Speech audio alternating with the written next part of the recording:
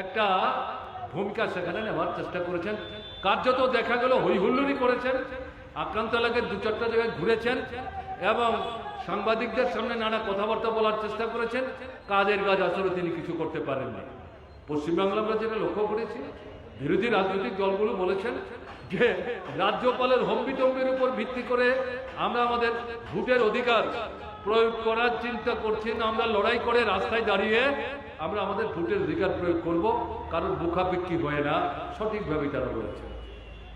আমি কথাটা উল্লেখ করছি এই কারণে, এই রাজ্যপালের কথাও, এবং তিনি তো নির্বাচন কমিশনার, যিনি প্রকাশ্যে থেকে গালবন্ধ করলেন, এটা অশোভন মনে হয়েছে আমাদের কাছে।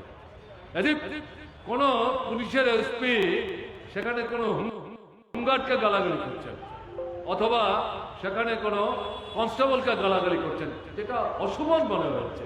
কিন্তু তিনি সেটাও করার চেষ্টা করেছেন, নিজের ক্ষমতা দেখাবার চেষ্টা করেছেন। কাদের কাজ কিন্তু তিনি কিছু করতে পারেন। এই যে ঘটনাগুলো ঘটল, তৃণমূল কংগ্রেস কেন এই ঘটনাটা ঘটাল? 12 বছর যাবৎ সরকারে আছেন, পরপর দুবার সরকারে এসছেন, পার্লামেন্টে অর্ধেকের বেশি আসন জিতেছে। গত পঞ্চায়েত নির্বাচন অধিকাংশ পঞ্চায়েত আপনাদেরই দখলে ছিল, তো ভোটটা কেন দিলেন না মানুষকে? স্বাধীনভাবে নির্বিঘ্নে নির্ভয়ে মানুষকে যদি ভোট দিতে দিতেন, আপনিও তো শ্রীমতী মমতা ব্যানার্জি বুঝতে পারতেন আপনার দলের প্রতি, সরকারের প্রতি, কর্মসূচির প্রতি পশ্চিমবাংলার গ্রামের মানুষ তাদের আস্থা আছে কি নেই, বিশ্বাস আছে কি নেই, এটা তো যাচাই করার সুযোগ আপনি পেতেন। এই পঞ্চায়েতের নির্বাচনে হেরে গেলে আপনার সরকার তো পড়ে যেত না। লোকসভার ভোট জাতীয় পরিস্থিতির প্রেক্ষাপটে হয়, বিধানসভার ভোট শুধু পঞ্চায়েতের ভোটের ফলাফলের উপর ভিত্তি করে হয় না, নগরের ভোটের ফলাফলের উপর ভিত্তি করে হয় না। তাহলে এত ভয়টা কেন? আপনি তো জনগণকে এই ভোটের অধিকার দিয়ে তাদের মনোভাব যাচাই করতে পারতেন, এটা করলেন না কেন? এটা দুর্বলতা। তিনি বুঝতে পেরেছিলেন গ্রাম বাংলার মানুষ যতই নানা কথাবার্তা বলে তাদেরকে প্রলুব্ধ করার চেষ্টা করেন, এই দুর্নীতির পঙ্কে নিবদ্ধিত, আকণ্ঠ নিবদ্ধিত, টাকা ছাড়া ওখানে কোনো কাজ হয় না। চাকরি দরখাস্ত পয়সা ছাড়া জমা দিতে পারে না, ইন্টারভিউ কার্ড পয়সা ছাড়া পায় না, চাকরি যারা পায় টাকা ছাড়া তারা চাকরি পায় না। দেখছেন আপনার কোটি কোটি দুর্নীতি ধরা পড়ছে। এই সরকারের মন্ত্রিসভার প্রথম সারির 2-3 ইতিমধ্যে জেলখানায় নিক্ষেপিত হয়েছে, কারাবাস করছেন। এখন বড় বড় তৃণমূলের নেতা নেত্রীরা, যারা জাতীয় নেতা, রাজ্য নেতা এবং মুখ্যমন্ত্রীর নিকটাত্মীয়, পরিবারের সন্তান সন্ততি, তাদের বিরুদ্ধে পর্যন্ত অভিযোগ হচ্ছে। তাদেরকে ইডি, সিবিআই টানাহেঁচড়া করছে, ডাকাডাকি করছে। তাহলে এর থেকে তারা বুঝে যাচ্ছে মানুষের মধ্যে এই সরকারটার সম্পর্কে একটা ঘৃণা তৈরি হয়েছে, অবিশ্বাস তৈরি হয়েছে, আস্থাহীনতা তৈরি হয়েছে। ভয় পেয়ে এই পঞ্চায়েত নির্বাচন নির্বিঘ্নে যাতে হতে পারে, তার জন্য ভোটের অধিকার সবাইকে দিতে তিনি চাননি। তার ভয় হলো যদি নির্বিঘ্নে ভোট দিতে দেই, তাহলে এই মানুষের বড় অংশ আমাকে ভোট দেবে না। তার ভয় হলো তা যদি হয়, তাহলে 2024-এ যে লোকসভা নির্বাচন হবে, বিরোধীরা এই পঞ্চায়েতের ভোটের ফলাফলকে সামনে দেখে আমাদেরকে কোণঠাসা করার ক্ষেত্রে সুযোগ নিলেও নিতে পারে। এই ভয় থেকে এই ভোটটা নির্বিঘ্ন হতে দিল না, এবং সরকার নিজেও জনগণের উপর আস্থা হারিয়ে ফেলেছে। জনস্বার্থের দুর্নীতি মুক্ত স্বেচ্ছার দৃষ্টিভঙ্গি নিয়ে যেই সরকার জনগণের সাথে কাজ করে, সব সমস্যার সমাধান একটা রাজ্যের সরকার করতে পারে, সব কাজ নির্ভুল করা যায় না। ইচ্ছাকৃত ভাবে ভুল না করলেও, নির্ভুল কাজ করার চেষ্টা করলেও, ভালো কাজ করার চেষ্টা করলেও সরকারের ভুল হয়, ত্রুটি থাকে, থাকতেই পারে। কাজে এরকম একটা জায়গায় দাঁড়িয়ে মানুষের উপর তো বিশ্বাস হারানো উচিত না। কিন্তু যেহেতু এগুলো করছিল না, চরম দুর্নীতি, বেআইনি কাজ করবে, লুটের রাজত্ব, কাজে সেই জায়গায় সরকারও জনগণের উপর আস্থা হারিয়ে ফেলেছে। কাজে সামগ্রিকভাবে তৃণমূল কংগ্রেস পশ্চিমবাংলায় দুর্বলতায় চলছে। বুঝতে পারছেন, ভবিষ্যৎটা অনিশ্চিত হয়ে যাচ্ছে।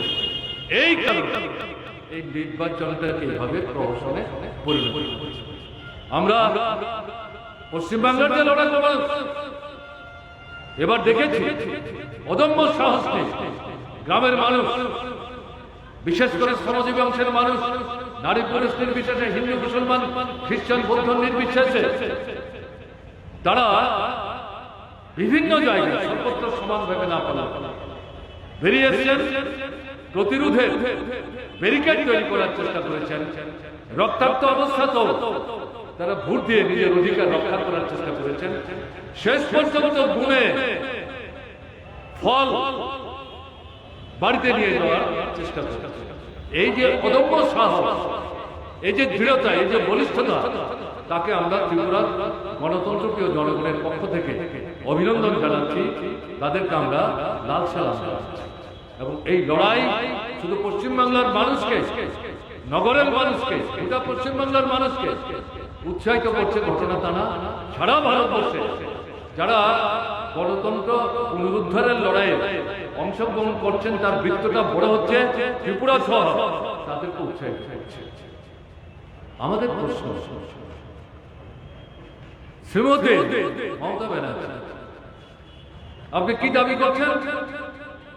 ভারতবর্ষের সংবিধান আক্রান্ত, সংসদীয় গণতন্ত্র আক্রান্ত, গণতান্ত্রিক অধিকার মানুষের আক্রান্ত,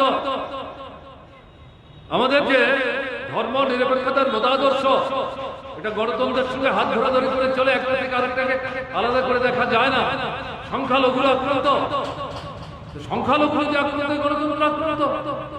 কাজে একে রক্ষা করবার জন্য, ফিরিয়ে আনবার জন্য আপনি স্লোগান দিচ্ছেন বিজেপিকে পরাস্ত করতে হবে, বিকল্প সরকার তৈরি করতে হবে, নানা দলের সঙ্গে কথাবার্তা বলছেন, আপনি নিজেও এখানে সেখানে যাচ্ছেন।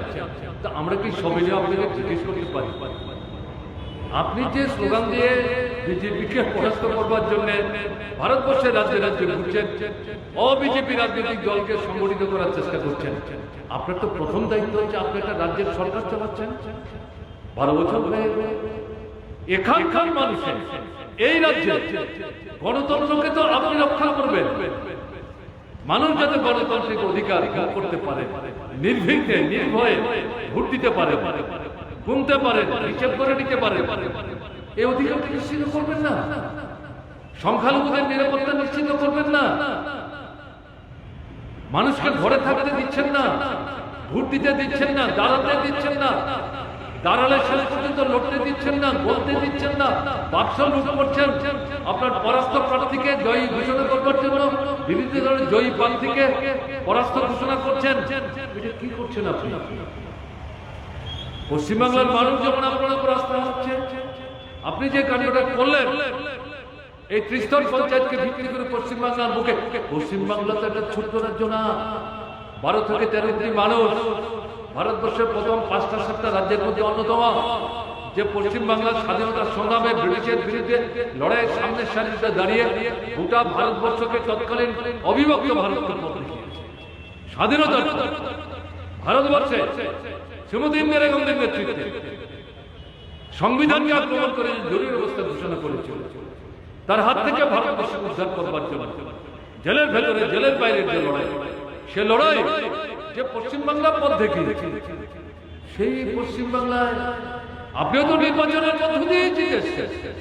এই যে 12 বছর যখন সরকার আছেন, 34 বছরে যে বামফ্রন্ট সরকার থেকে পরাস্ত করে আপনি জয়ী হয়ে আসলেন, সেই নির্বাচনে তো আপনার বামফ্রন্ট সরকারের বিরুদ্ধে একটাও অভিযোগ ছিল না যে আপনার দলের লোকদেরকে সেই নির্বাচনে নির্বিঘ্নে কাজ করতে দেয়নি বামফ্রন্ট সরকার।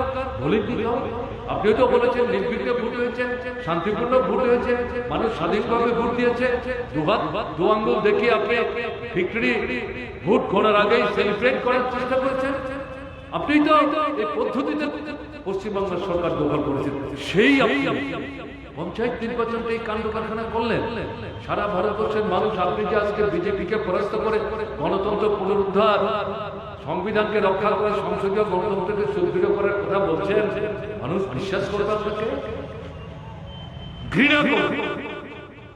এই অবিশ্বাসের বাতাবরণ আপনি পশ্চিমবাংলার বুকে যে কাণ্ডটা সংগঠিত করলেন তার মধ্যে দিয়ে আপনি নিজেই সেটাকে তৈরি করেছেন।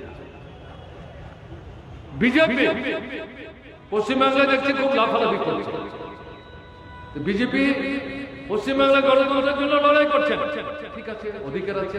আপনারা ত্রিপুরায় কি করছেন? ত্রিপুরায় কি করছেন? 18 বিধানসভা নির্বাচনের পর থেকে এ যাবৎ সর্বশেষ 23-এর যে বিধানসভা নির্বাচন হবে, মাঝখানে যে পঞ্চায়েত নির্বাচন, নগরের যে নির্বাচন, ত্রিপুরা উপজাতি এলাকার শাসিত জেলা পরিষদের যে নির্বাচন, পার্লামেন্টের যে নির্বাচন, মানুষ ভোট দিতে পেরেছে স্বাধীনভাবে। আপনারা হরণ করেছেন, সেই আপনারা এখন পশ্চিমবাংলায় গিয়ে গণতন্ত্রের জন্য লড়াই করছেন, চোখের জলে বুক ভাসাচ্ছেন, গলা ফাটাচ্ছেন, ফিরে তাকান না, নিজেরা কি করছেন। এটা তো দক্ষিণ ভারতের কোন রাজ্য না। এখান থেকে এরোপ্লেনে উঠলে 40 থেকে 44 মিনিটে কলকাতায় পৌঁছা যায়। প্রতিদিন মানুষ আসা যাওয়া করেন। তারা তো জানেন আপনারা যে পশ্চিমবাংলায় এই নাটকটা করছেন, পশ্চিমবাংলার মানুষ আপনাদের বিশ্বাস করে। আপনারা দেখেছেন এই ত্রিপুরায় যে সন্ত্রাস করেছেন, আপনাদের উপর ত্রিপুরার মানুষ আস্থা স্থাপন করেছে, করেনি তো? দেশের নির্বাচনে আপনারা তো 40 ভাগের নিচে ভোট পেয়েছেন। ত্রিপুরা সংসদীয় গণতান্ত্রিক ব্যবস্থা যেদিন থেকে চালু হয়েছে, বিধানসভা যেদিন থেকে চালু হয়েছে, এত কম শতাংশ ভোটে ত্রিপুরায় এর আগে কোন সরকার তৈরি হয়নি। আপনারাই প্রথম এরকম একটা সরকার তৈরি করলেন, এবং এটাও করতে পারতেন যদি না তীব্রমথা গোপনে আপনাদের সঙ্গে সমঝোতা করে, বিশ্বাসঘাতকতা করে, উপজাতিদেরকে বিভ্রান্ত করে লেজবৃত্তি না করতো, আপনারা জিততে পারতেন না। 14টা 15টা আসন অতিরিক্ত পেতেন না, এবং সেখানে সংখ্যালঘু হতেন, এবং সরকার অন্যরা তৈরি করতে পারত। শিক্ষা নিয়েছেন কিছু, তারপরে শিক্ষা নিচ্ছেন। কাজে এই যে বিজেপি পশ্চিমবাংলায় গিয়ে সমস্ত কথাবার্তা বলছে, পশ্চিমবাংলার মানুষের তো ত্রিপুরার অভিজ্ঞতা আছে, তারা জনগণের বিধ্বস্ত, তারাই প্রশ্ন বলছে, এখানে এসে কথাবার্তা বলছেন ত্রিপুরায় কি কাণ্ড করবেন। কাজে এই জায়গায় দাঁড়িয়ে এই যে দুটো দল, পশ্চিমবাংলার সাধারণ মানুষ যারা রাজনীতির গভীরে যাচ্ছেন, তারা বলছেন তারা একে অপরকে সাহায্য করছে, সমঝোতা করে ভোটারদেরকে ভাগ করে নিয়ে আসন রক্ষা করবার চেষ্টা করছে। মানুষ তাদেরকে বিশ্বাস করতে পারছে না, ফলে স্লোগানটা আসছে বাম গণতান্ত্রিক ধর্মনিরপেক্ষ শক্তি ঐক্যবদ্ধ হন, তাদেরকে পঞ্চায়েতে পরাস্ত করুন, লোকসভার নির্বাচনে পরাস্ত করুন। এর মধ্য দিয়ে সামনের বিধানসভার নির্বাচনে পশ্চিমবাংলাকে এই অবস্থা থেকে মুক্ত করবার জন্য আমাদের ভূমিকা নিতে হবে। পশ্চিমবাংলার মানুষ বলতে শুরু করছে, এটা বুঝতে হবে।